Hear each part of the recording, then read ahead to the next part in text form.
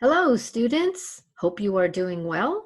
Today, I'm going to offer you a quick video on counterarguments, rebuttals, and concessions. So whenever we are writing an argument or participating in a debate or engaging in persuasion, it's really important not only to know what our claims are, what our reasons are for our argument, but also to understand how to address counterarguments. We address counterarguments with a rebuttal, and when we need to make concessions. Concessions are extremely important in argument. So I'm going to offer you up as an example my particular argument.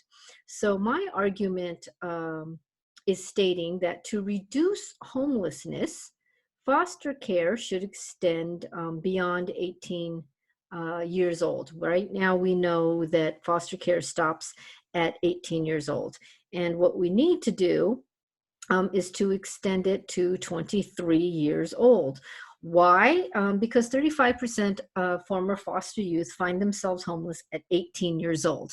All right, so my argument is quite simply stated to extend homelessness, or excuse me, to extend foster care to 23 years old as a way to reduce homelessness. All right, if you want to get some more detailed information regarding this particular lecture, please refer to Compose Chapter 12, Developing Ethos in Argument and Debate in Counterarguments and Concessions. So go to Chapter 12, that starts on page 193. All right, so what I did was I asked some people, right? I said, here's my argument. We should extend foster care to 23 years old as a way to reduce homelessness in Los Angeles. I'm focusing particularly in Los Angeles. So what I did was I made this chart here.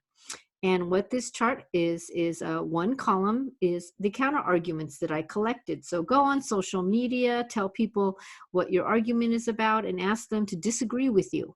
I asked students to disagree with my proposal to extend foster care to 23 years old. And so here are their counter arguments, as you can see here, right? When you're 18, you can get a job. Plus with programs extend, you don't need to pay any more taxes, right? Citizens will have to pay taxes. 18-year-olds can get a job. Another counter argument was extending foster care to 21 years old will overcrowd foster homes and group homes that are already filled with younger children. It could decrease the amount of support that is given to younger children. Another counter argument is the legal age for young adults is 18. So by that time, you should be able to take care of yourself. All right. And the fourth counter argument is it's too expensive to extend support for additional years. And finally, the fifth counter argument was foster care behind closed doors can be very traumatic. Examples are sexual abuse, domestic violence, and overall health to kids all around the world in foster care programs. So extending the foster program to 23 years of age means that young people will be obligated to stay hostage for another 4 to 5 years. All right. Now remember, these are people who asked to be disagreeable with me, right? To counter my argument. This is not necessarily what they believe. So when you ask people to give you some counter arguments, let them know that it's not necessarily something that they have to believe, but the potential disagreements, right? There's going to be disagreements in all sorts of issues. All right. So here are my rebuttals. And a rebuttal is a response to the opposing view. And you do have to use evidence, right, to support your response to the opposing view. You can't make up the answers. So yes, when you're 18, you can get a job. Super cool. You're right. Unfortunately, unemployment in Los Angeles right now is higher than it is for grown adults. So young adults aged 16 to 24 basically have an unemployment rate of 27% on a regular basis. This is before COVID even hit. Regularly, this age group, 16 to 24, experiences 27%, right, rates of unemployment. And right now, even with COVID, the unemployment rate is 7%. So normally speaking, unemployment rate for teenagers, 16 to young adults, 24, is higher. than it is normally for adults. That's my rebuttal. No, you can't necessarily get a job when you're 18 because the unemployment rate for 18-year-olds is way higher than it is for grown adults. All right. Extending foster care to 21 years old will overcrowd the foster homes, right? And that younger children might not get the care that they need. Well, data proves that that's not correct. Children under the age of 5 spend the least amount of time in foster care, and they're usually reunited with family in less than a year. It's that age group, 13 and older, 13 to 18, who spend the most time in foster care, are usually not reunited with their families within a year, and because they are older, usually do not get adopted. All right, the third counter argument is 18 is the legal age for an adult, so you should be able to take care of yourself. That's pretty simple to counter. The legal age is actually 21, right? You can't go out and buy cigarettes and alcohol when you're 18 years old. You're not a legal adult until you're 21. That was pretty simple to rebut, and I didn't have to do too much research for that. It's too expensive to extend support for additional years. All right, well, yes, you're right. It costs $40,000 a year for foster care.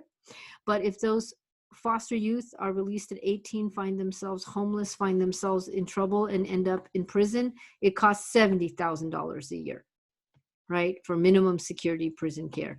LA spent $619 million to support homeless in 2019, $619 million. So my rebuttal is it is also expensive to support high numbers of homeless individuals. All right, the last one was about trauma and that foster care homes can be a source of abuse and violence. Absolutely. But 18 to 20-year-olds can recognize and report that abuse.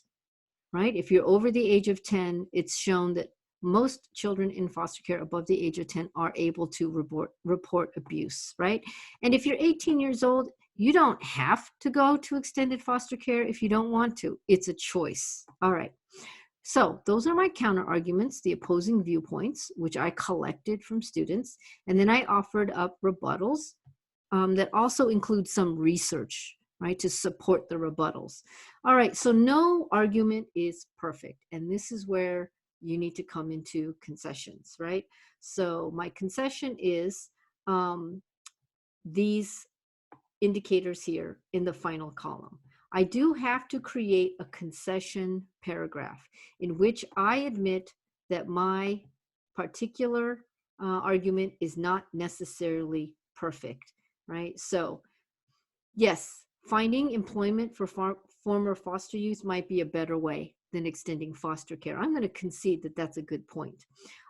Yes, it is a lot of money to pay for foster care. Last year, we spent $300 million in Los Angeles on foster care. Absolutely, it's expensive. I'm not going to deny that.